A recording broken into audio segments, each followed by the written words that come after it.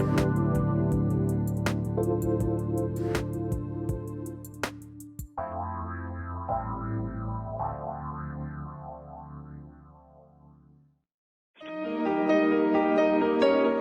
to the Dr. Pat Show. Talk radio to thrive by. Powerful, inspiring, and coming to you live, bringing you stories of people like you and me, busting through and living life full out. Get ready to dare to wonder what your life would be like if you knew you could not fail. Hey, everybody. Welcome. I'm Susan Dolci, and today I have the honor and privilege of guest hosting for Dr. Pat, and I am really grateful to be here with y'all today.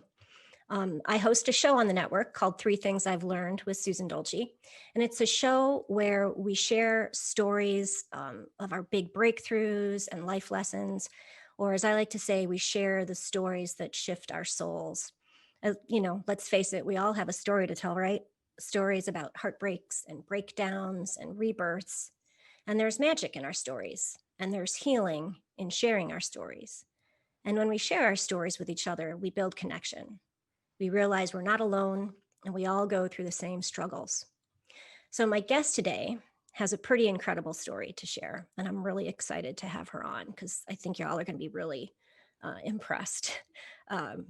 So imagine, if you would, imagine escaping a socialist regime around the age of 8 or so and finding yourself in a foreign country where not even your parents speak the language. You went from having a fairly happy and stable childhood to leaving everything behind to start over. My guest today endured countless hardships, but because of her determination and her persistence, she went on to earn several degrees and founded more than a few successful businesses. But external success doesn't always equal personal happiness, and that's what we're going to talk about today. Waleuska Lazo is an entrepreneur, a motivational speaker, and the author of The Best Worst Thing That Happened to Me, and it's the personal story of how she went from having a victim mentality to being the architect of her life. Today, we're going to talk about the 3 keys to freeing yourself from suffering. Waleuska, welcome to the Dr. Pat Show. Thank you so much, Susan, for having me on the show. And thanks to everyone who's tuning in today. Glad to be here. And before we dive into it's a fascinating story. It's like such an amazing book. I want the listeners to know that Waleuska is giving away 3 of her books, The Best Worst Thing That Happened to Me, to the first 3 callers. And that number is 1-800-930-2819. And I hope you gobble those books up because it was really a great story. So I mentioned a little bit about your background, so much more detail. I gave the top line of the story because I was riveted by it. So can you share a little bit more about your story and what led you to write this book? Wow, that's a big one. It is a big one because it's a big story. It's a big story. So as you mentioned, my family had to escape from our home in Nicaragua, Central America, because of the communist regime. And we came to a new land, new country with nothing. In order for us to leave the country, we had to escape. So we couldn't bring anything, no money, nothing. And we came to Canada because at the time, Canada was the only country that was offering an open door policy for political asylum, from people from Nicaragua. And so we came to a new land with nothing.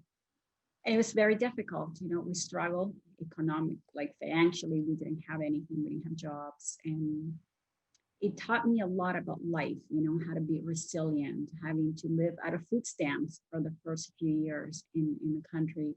And that was probably, I'm guessing, that was a real shock to your family. Your father's a physician, you were fairly well off, until communism took over and you had, food stamps and rations and things like that. But to go from fairly stable to, no jobs and trying to scrape together to put food on the table. As a child, that's traumatic. It is. I was used to being private schools, having to travel, the best things in life, having help in the house. a car. We came and we had nothing in Canada. We had nothing. And we came at a time where it was a very hot summer here in Toronto, and we didn't have money. And then winter was coming. We didn't have the clothing. So we had to go to secondhand stores to buy clothes. And I remember feeling so grateful that, I found this white jacket that had yellow and green in it. And I thought, oh my God, what a find for, I don't know, $5. Yeah. And, my brothers were very little. So, buying a pair of skates for them for $1 to go skating. But when I look back, even in those moments that for us were really difficult, we still found something to be grateful for. It was just, having that find that, oh my gosh, we get to go skate. We get to see the snow for the first time. So you're in Toronto, you are a young adult now, you've gone to college, you were studying criminal justice, correct? Mm-hmm. Yes. And things aren't going all right for you, right? Yes, it's that immigrant mentality. We are taught that we come to a new land and we have to make the most of it. So you work, and that's your sole focus, how you become successful, how you land the best job, so you can have all the things, all the toys, all, all the things that, you are thought that are going to make you happy. And so I followed the plan to the T. I got 2 master's degrees. I married, a fantastic human being. Together, we developed a business that did distance learning. So we will market online programs for American universities all over the world. So we had over 1 million students at one point taking courses from different universities. So life was great, Susan. I had it all. There came a point in my life where I had it all. Successful and thriving business, 2 beautiful daughters, loving husband, financial freedom, beautiful homes, health, family, friends. What else could you ask for? And yet none of it registered for me. I guess I went through a period of my time where I was ungrateful because none of the blessings that I had registered. And sadly, my life became one of a constant state of lack, always wishing, thinking and lamenting about all the things that I didn't have. And I thought I needed to be happy. And so I was so empty that I tried to fill my emptiness with external sources, anything that would give me a momentary height of happiness. But when that wore off, I was just empty and nothing could fill the void that I had in my soul. So I kept numbing my pain. Yeah. And I mean, there's so many ways to do that too. I mean, we all do it. We do it so, on such a subconscious level, whether it's, and it doesn't have to be, it doesn't have to fall under the typical addictive sort of behaviors. I mean, I can just think about, scrolling like Facebook, social media, just anything to escape the pain. We all do it. We all do it. Yes. And sometimes we don't even face the pain. We ignore it. We put it under the rug, all in the hope that if we can't see it, maybe we don't feel it. Mm-hmm.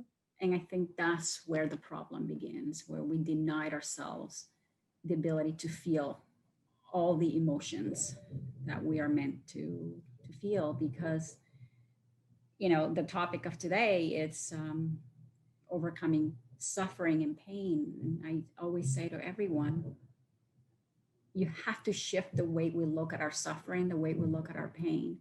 And instead of looking at it as something that is coming to disrupt you, to shake you, to destroy you, look at it as a transformational agent, as a teacher that's coming to put a flashlight on all the areas of your life that need healing. And that's precisely what I learned to do with my pain.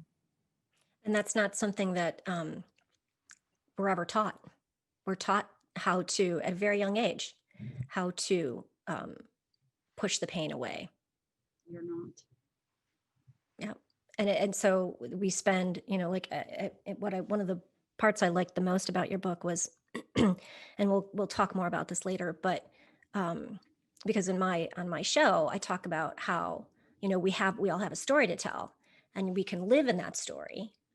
You know, we can be the victim, or we can, you know, be the abused child, or what, you know, whatever has happened to us, whichever traumas we're carrying from our childhood, and we can own them and believe in them and make them a part of who we are, or we can change the story, because it's all in the past, right? And the past doesn't really exist. It's all just a dream. And so when we change our stories, we're not only changing our personal world, we're changing everybody around us. We're breaking all of the as you talk about in the book too, the epigenetics, the generational traumas that have carried on through, you know, eons of generations carrying the pain of their forebears. Absolutely. It's all a matter of energy, you know, and that's something that I had to learn on my journey to healing. I've learned that we're all energy, and every thought, every emotion that we feel emits a frequency. And that frequency, for the most part, will pull, right? Will attract everything that resonates at that frequency. So if we want to attract better things in our lives, we have to change our frequency. So it's very simple. You change your energy, you change your life. This is a good place to stop, take a quick break, because then we can talk about taking responsibility for your life. Some great topics we're covering today about changing how we transform our suffering into our gifts. I'm talking with Waleuska Lazo. We're going to take a quick break. We'll be right back.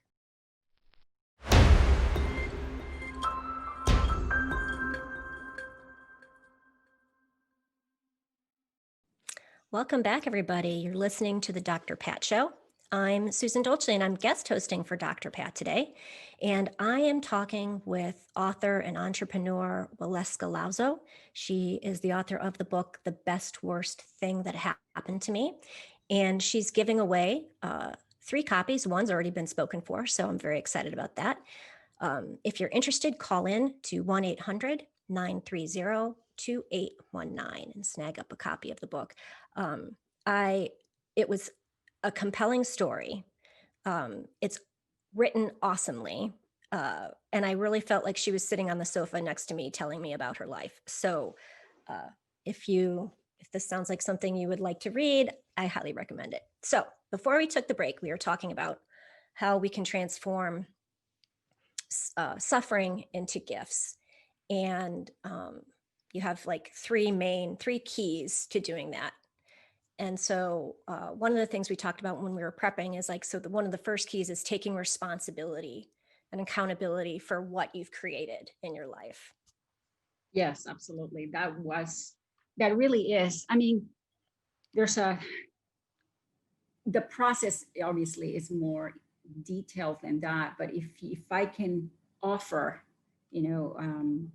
3 main things that you can do today, starting today, to empower yourself. Yes, it's taking responsibility for the life you have created. And that was the most difficult lesson for me to learn. And maybe it will be the most difficult lesson for people hearing this right now, because taking personal responsibility means that you take responsibility for your own healing. We may not have caused all the pain that we have gone through in our lives, but we are the only ones responsible to heal it. And that's something that a lot of people don't want to hear. And so in my case, I've realized that in order for me to take responsibility, I had to forgive. I had to forgive every person that had ever hurt me. And forgiving is so healing, so freeing.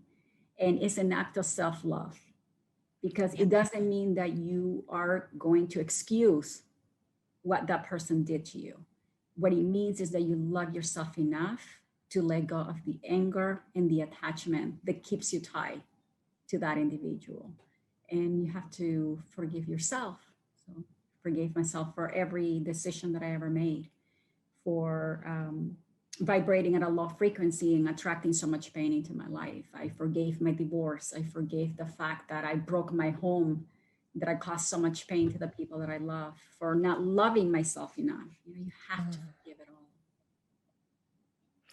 One of the things you just mentioned that I'd like to highlight is you were talking about vibrating at a low frequency and how that attracts pain. And I think, I mean, if you are into self-help and if you're reading these books and you're going to workshops and you're taking the time to change that aspect of your life, then you're aware of it. But so many people don't understand that,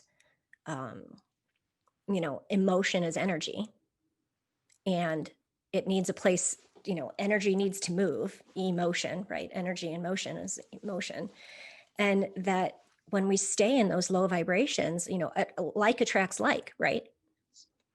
And so we're bringing in, we're asking the universe to give us more pain. Right? Yes, because the universe mirrors whatever you feel inside.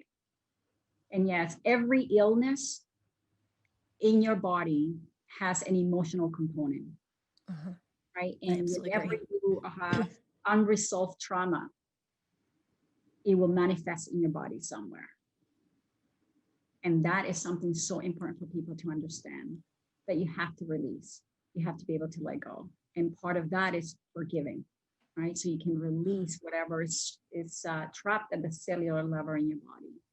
In my case, I'm a true testament of it. I developed a terrible chronic illness because I was living my life in such a low vibration. I had a lot of unresolved trauma, a lot of pain, betrayal, hurt from a toxic relationship that I went through after I got a divorce.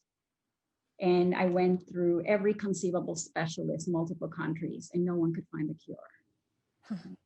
Because I have to first resolve the traps in, all the unresolved trauma that I had. And it was not until I finally began to work on myself, to love myself, to realize that the most important relationship you're ever going to have, I can't stress this enough, the most important relationship you're ever going to have is the one that you have with yourself. And all that emptiness that I had, that I was constantly looking for, that love that I needed in my life, could never come, because you can't expect someone to love you, to truly love you, if you don't love yourself first. And you cannot truly love another human being unless you have learned to love yourself. And that was a huge lesson for me.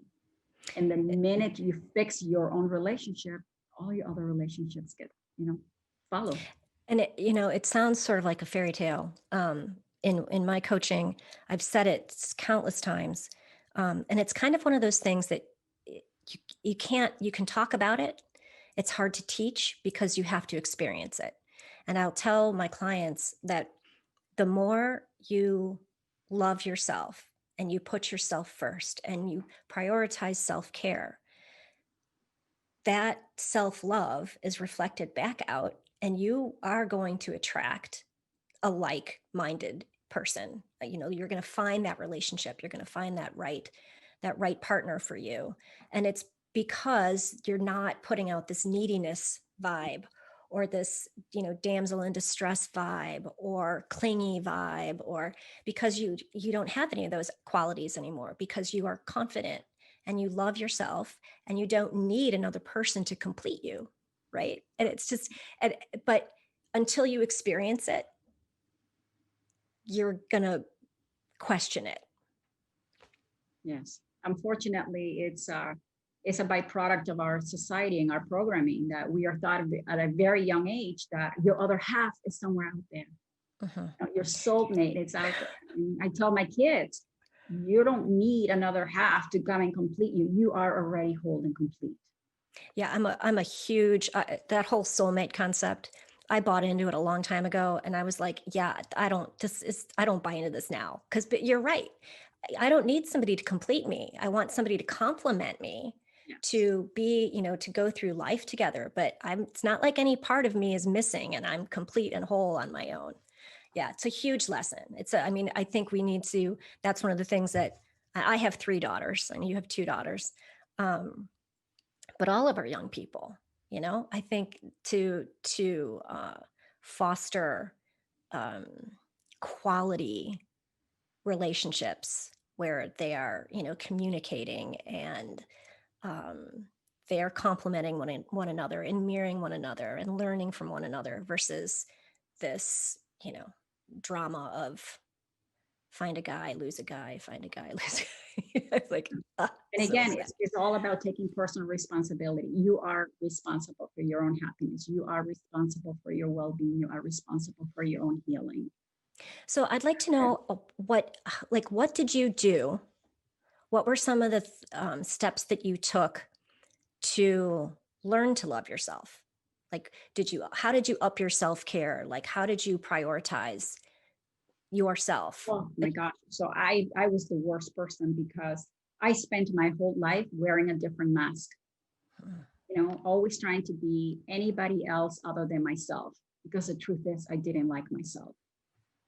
And it was a very slow process for me. But when you start to take personal responsibility for your life, things begin to shift, because you realize that true happiness can only come from within.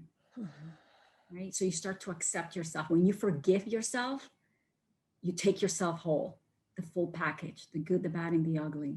So I wasn't as critical. So that was a big, element for me to forgive myself for all the things I had done and try to come from a place of gratitude, which leads me to the second ingredient of, how you free yourself from suffering. It's developing the habit of being grateful for what you have in your life. Nothing new can come into your life unless you have learned to become grateful for what you have. You can search all you want, you can work all you want, but if you're not grateful for what you currently have, you're not going to attract, right? Because the universe, which is a term that I use for divine guidance, is constantly mirroring what you are inside. So if I was constantly coming from a place of lack, that's exactly what I was attracting in my life. I didn't take responsibility. It was always someone else's fault. Right? When my husband couldn't make me happy, I got a divorce. I broke my home, right? Because it was someone else's responsibility to make me happy. So, the best way for me to start accepting myself was through gratitude. Every single day, I chose something to be grateful for, something that I did right. Instead of focusing on what I did wrong, I would focus on what I was doing right. Instead of focusing on what I didn't have, I focused on what I had. Did you keep a gratitude journal? Like, how did you, what was your method for? Well, my method was upon waking in the morning, and this has become an actual process. Before waking up, when you wake up in the morning, before you leave your bed, I adopted the habit of spending 5 minutes in concentrated gratitude for all I had in my life. And it changed my perspective on myself. It changed the way I looked at the world. It literally took me from feeling the victim of my circumstances to being the architect of my own life, from hating my life to loving my life, from being ill, because I was extremely ill, to, completely healing my own body, from living in lack to feeling abundant. That single habit really saved my life. It just changes everything. You learn to look at the world with new eyes, with a new heart.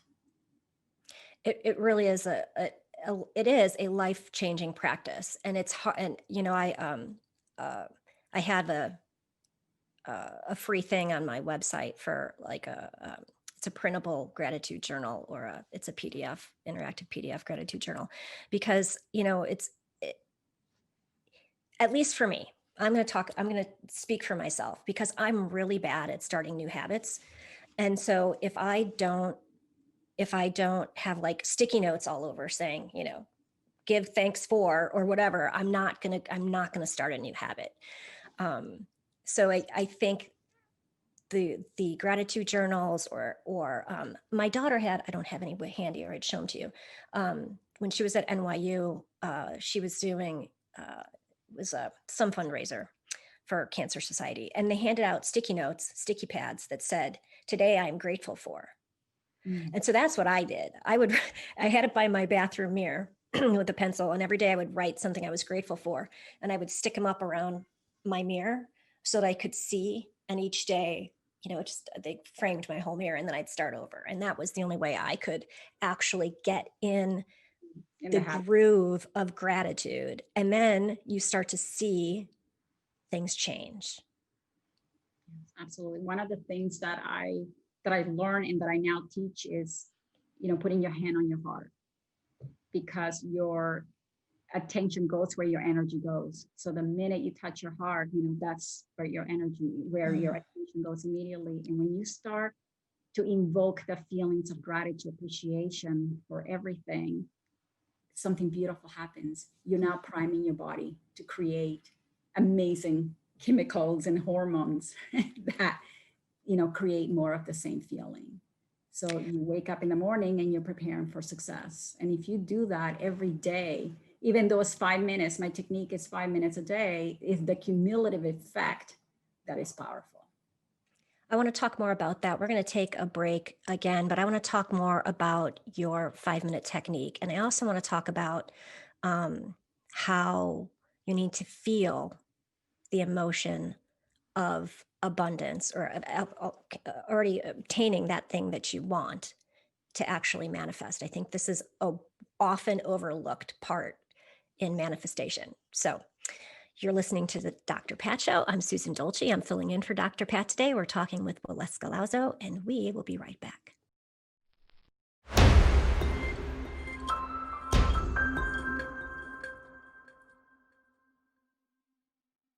Hey everybody, welcome back. This is the Dr. Pat Show, and I'm Susan Dolci. I'm filling in for Dr. Pat today.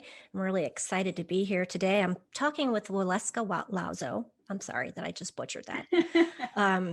But my whole last name is Dolci Mascalo, so I should be used to like managing a mouthful. But anyway, I digress. Waleuska is the author of The Best Worst Thing That Happened to Me, and she is giving away 3 books. We've already claimed 2. We have 1 book left. If you call 1-800-930-2819, Benny will take down your name, and we will get that last book out to whoever is the lucky recipient. So before we took a break, we were talking about manifesting, and I want to make sure we get to the FMTG part, because this is really important. But one of the things we were talking about when we were on break was, vision boards are very popular. And when some of the work I do with clients, I do this thing called a dream scene, and it's got a heart in the middle. It's very pretty.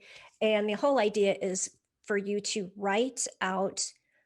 So let's say you want to, for me, it was my book. I'll talk about my book. And I was writing down all of the things I visualized about my book. So Waleuska knows Veronica. Veronica's going to write the foreword to my book. I visualized what the cover would look like, on and on. So I wrote it all down.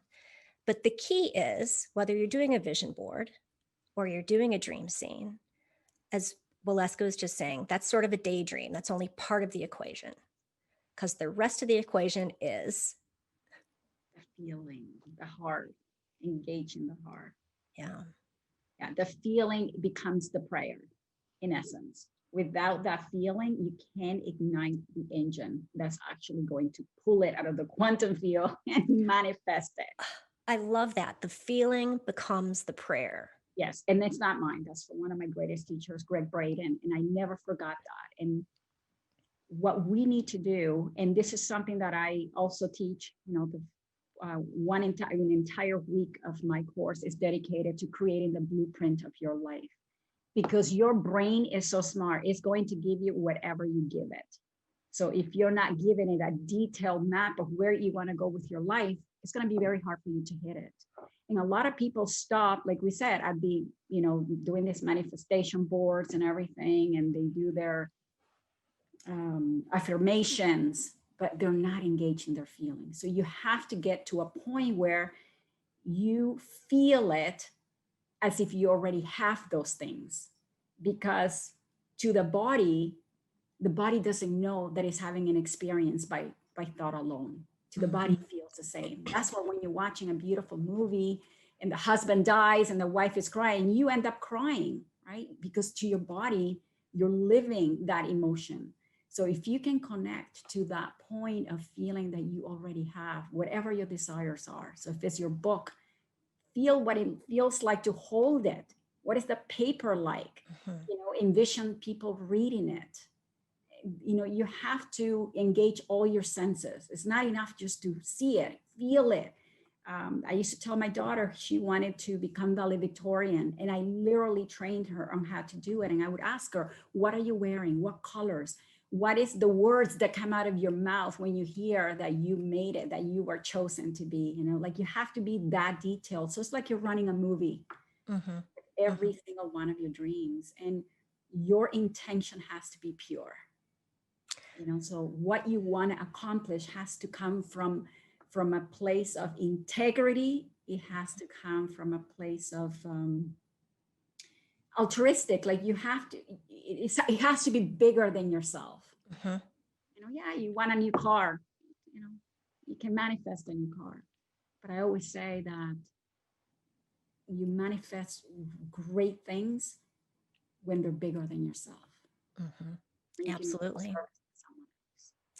Do you find that people have a hard time with the feeling part in your class and engaging the senses, because so many people just aren't used to, you know, they don't want to feel. So that people are so numb that they kind of struggle with that part of it? They are. And here's the other key though. You can't go to a place and all of a sudden start manifesting and knowing all those things if your soul is so congested with a lot of unresolved trauma and sorrow and dissatisfaction, right? So you have to clear the layers first. That's why the FMTG that we're going to talk about stands for 5 minutes to gratefulness, is 28 layers that I take people through.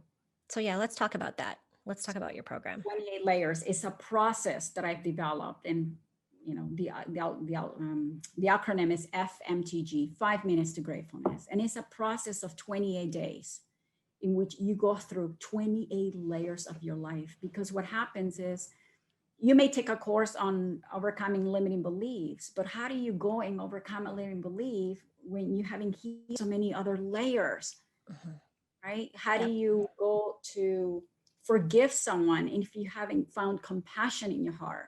Like there's a sequence that you need to follow in order to actually transform your life. And that's what FMTG is about. It's about how you take someone that hates their life or is dissatisfied with their life and turn that pain into wisdom. That is the keystone. And part of it is taking personal responsibility, learning to feel grateful for what you have in your life, and uncovering your purpose in life. Because when you are living in your purpose, when you are aligned with everything that you're supposed to do in this world, you don't feel empty. You don't feel sorrow. It's hard to feel depressed when you feel grateful. Only one emotion can exist at any given time. So if you're busy giving thanks for what you have and in your life, you can't be depressed. It's just not possible, at least not for that minute. And if you do that consistently, your life begins to shift, because the more you love life, remember we talked about the universe being a mirror, the more you love life, the more life loves you back. That's just the law of the universe.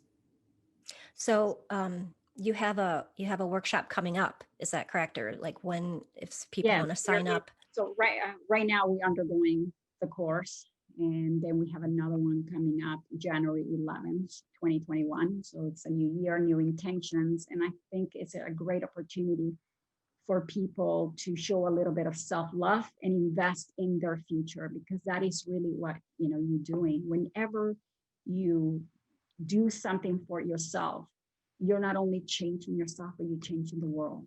Because when you raise your vibration, you raise the vibration of the world, because we all connected, right? We all connected somehow. And so what I always say to people is, if you're feeling any dissatisfaction in your life right now, if you are depressed, stressed, you feel like you're going through a dark spot in your life, instead of fighting it, embrace that pain. Like lean into it, embrace that dissatisfaction, because that is an opportunity in disguise. That may be your calling for personal evolution. So don't put it aside. Ask, interact with your pain. That's what I did. You ask your pain, what are you trying to tell me about my purpose, about my light, about my gifts? And because if we resist it, the phrase is what we resist persists, right? So the only way you're going to come to terms with it is to lean into it. And like you said, ask yourself, I do that with my clients all the time. I'm like, what does this have to tell you? What's the lesson in this?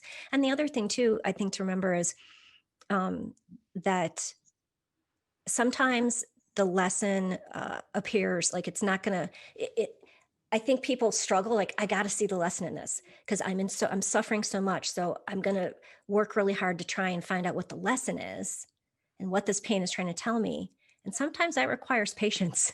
Great point. Yes. And, I am a strong believer that the universe is constantly sending you signs, constantly communicating, but we only see what we want to see when we're ready to see it. So all the signs can be there, but if you're not ready, you're going to miss it, right? So I want to say, because we're coming up on one more break, but I want to make sure people know where to find you and how to sign up for the January class. Yes, it's quite easy. They can either go to my website, which is walueskalazo.com, and then they will see the gratitude experiment, or they can just go directly to fmtg.us. On your browser. You don't even need to type the HTTP nothing, just fmtg.us, and it will take you to the information page, and the course starts January 11th. What a great way to kick off the new year, right? Learning to be grateful.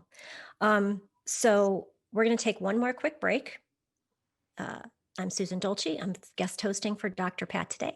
We've been talking with Waleuska Lazo. She's the author of The Best Worst Thing That Happened to Me. We have one more book to give away, and that number is 800-930, as I shift my papers around, 930-2819. We'll be right back.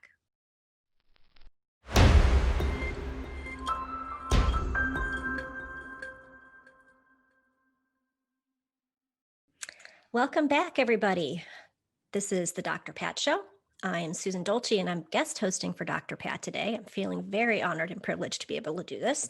And I've been talking with author and entrepreneur Waleuska Lazo, and we've been talking about how to turn our suffering into our gifts.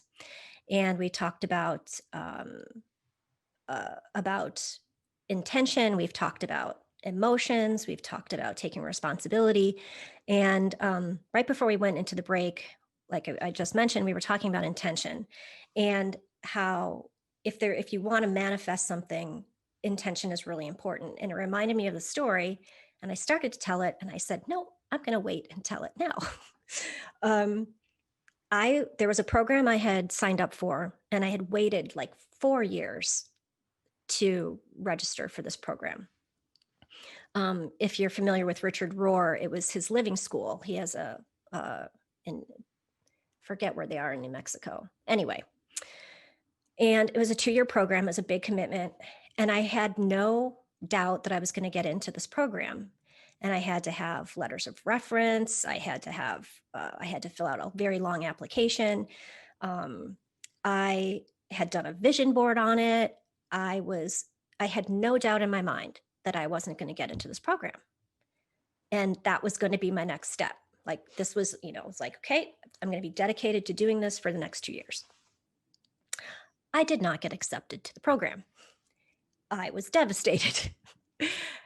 And it took me a really long time. I kept saying, okay, if the door closes, that means it was meant to close, that I shouldn't be doing this program. But I couldn't understand why on earth I shouldn't be doing this program, because I've read every single one of his books. I've read every single one of the faculty's books. I've gone to every consortium. I was like, I don't understand why I shouldn't be in this program. And it took about a year.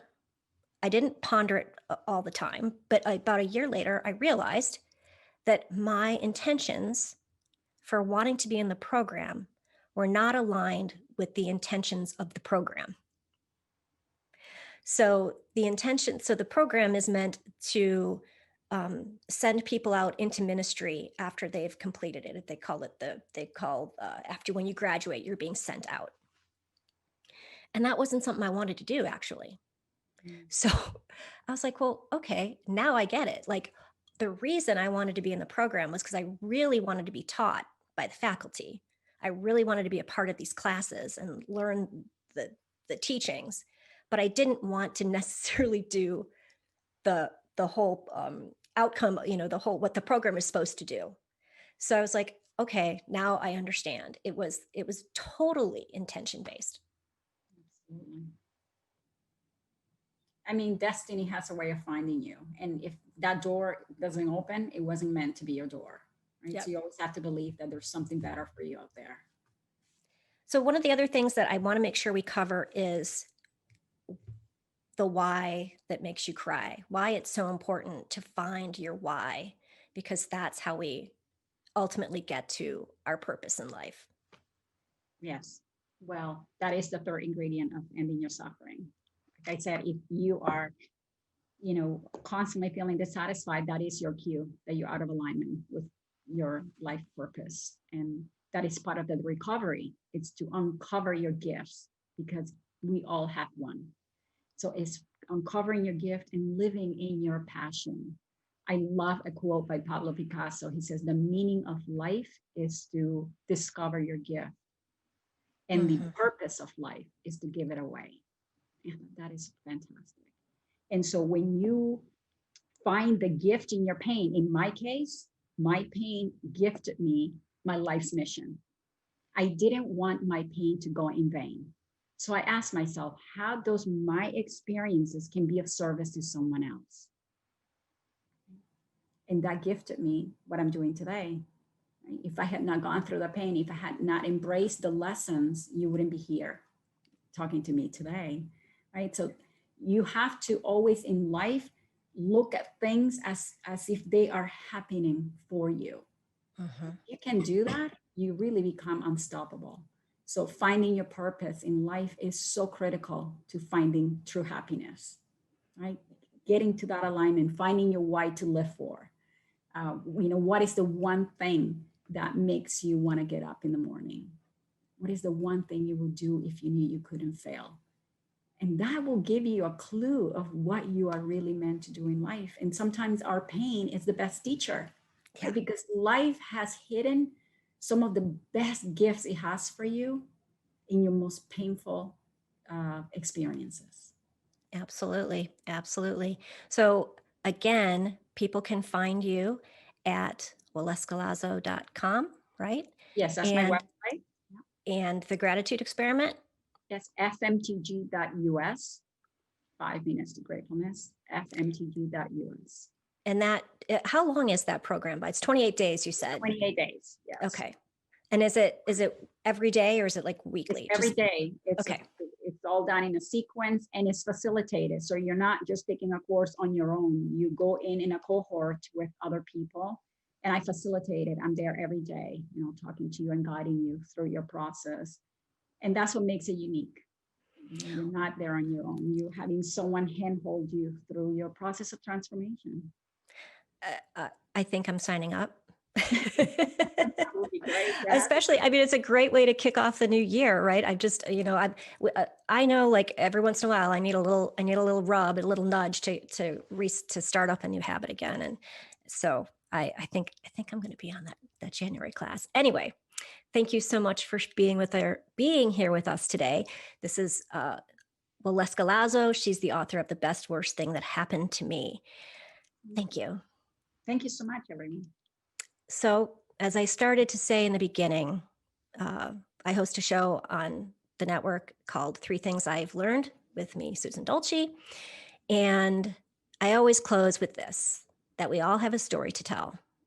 You can live in the story or you can transform the story. Yeah, it's your choice. Change your story and you change our world. #Storyfield. Thanks for listening, everyone. Have a great day.